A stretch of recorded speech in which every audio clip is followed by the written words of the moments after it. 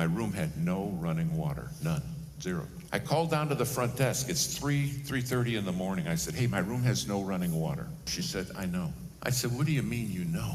She said, it's the only room in the whole place with no running water. And she said, it wasn't going to be your room, it was another guy's room. But he was so mad about no water, we gave him your room and you this room. I said, young lady, to call you stupid would be to defame the word. I said, you owe your mother an apology for the day you were born.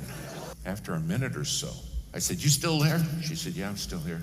I said, you got anything to say, young lady? She said, well, since you asked, I got one thing to say, and my voice was dripping with contempt. She said, I go to a Bible college where you come preach every year.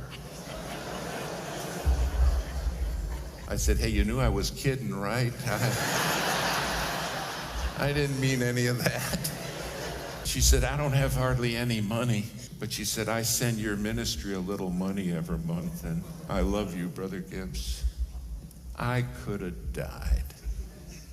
You want to know how good a Christian you are? You want to know how good I am? What does it take to make you gripe? I went down by that young lady, got on my knees, and begged her forgiveness. I said, I broke God's heart. I said, what I did to you, I'd never want somebody to do to my wife or my daughter. And she said, oh, it was my fault, I forgot. I said, no, it's not your fault. In everything, give thanks. And I broke God's heart. A year later, I'm in her home church. When I walked in, I met her preacher in the vestibule, and he said, you know, a young lady in our church that goes to Bible college said you checked in at a motel where she was working. So I decided to play dumb. How many of you understand that one, right? I said, like, where was this now? And I said, what'd that young lady tell you, preacher? Just how much she loves you. I said, preacher, let me tell you what I did to her.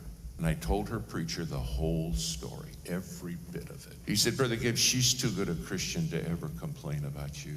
She's an orphan.